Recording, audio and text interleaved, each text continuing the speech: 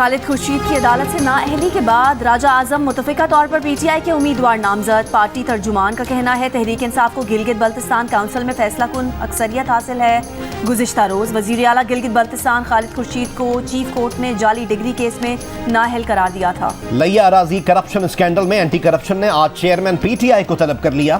Chairman P T I کی بہن عظمیٰ خان اور بہنوئی بھی طلب. ترجمان کے مطابق اراضی اسکینڈل میں چیئرمین پی ٹی آئی کے ملوث ہونے کے شواہد موجود ہیں. عدم پیروی یا غیر حاضری پر چیئرمین پی ٹی آئی کے خلاف کارروائی ہوگی.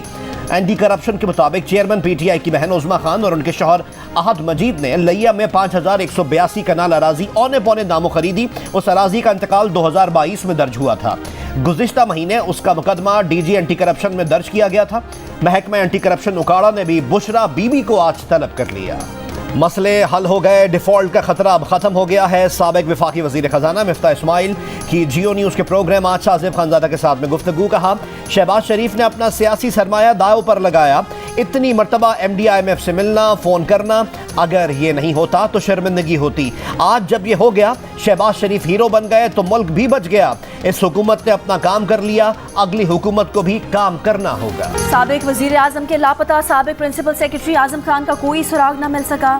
ایس ایس پی آپریشنز نے اسلام آباد ہائی کورٹ کو بتایا کہ اعظم خان انٹرنیشنل نمبر استعمال کر رہے تھے.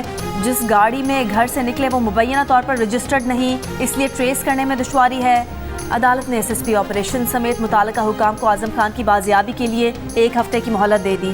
کہ الیکٹرک کی فی یونٹ بجلی ₹1.49 اور ڈسکو صارفین کے لیے فی یونٹ بجلی ₹2.05 مہنگی کرنے کی درخواست. نیپرا میں مئی کی فیول پرائس ایڈجسٹمنٹ کے لیے سماعت آج جاری.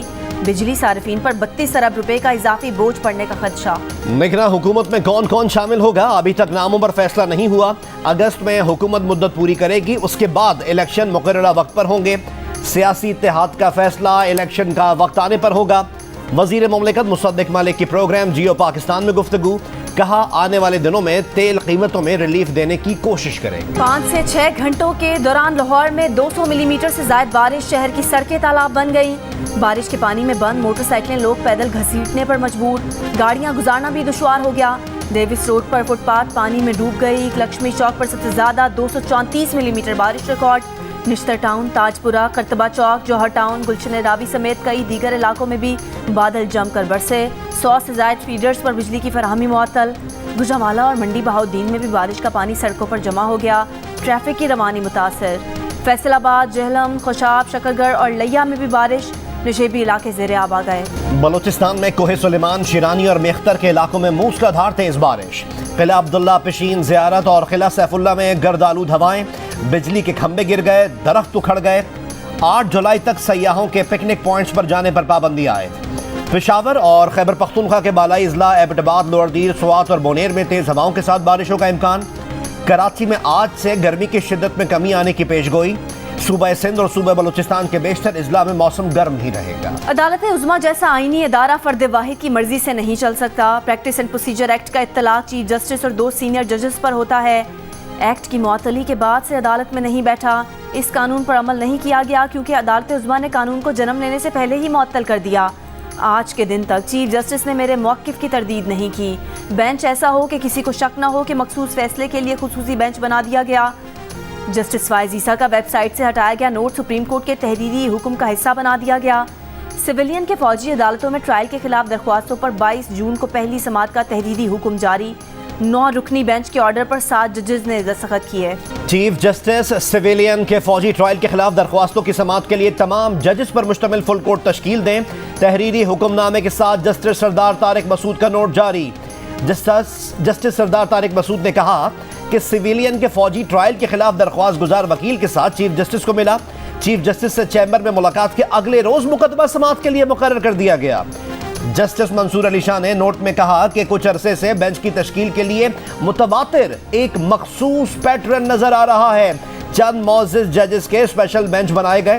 فل کورٹ کی عدم تشکیل سے اس عدالت کی اتھارٹی اور فیصلوں کی قانونی حیثیت متاثر ہو رہی ہے. حالیہ معاملے کی آئینی حیثیت اعلیٰ ترین عدالتی جانچ کا تقاضا کرتی ہے.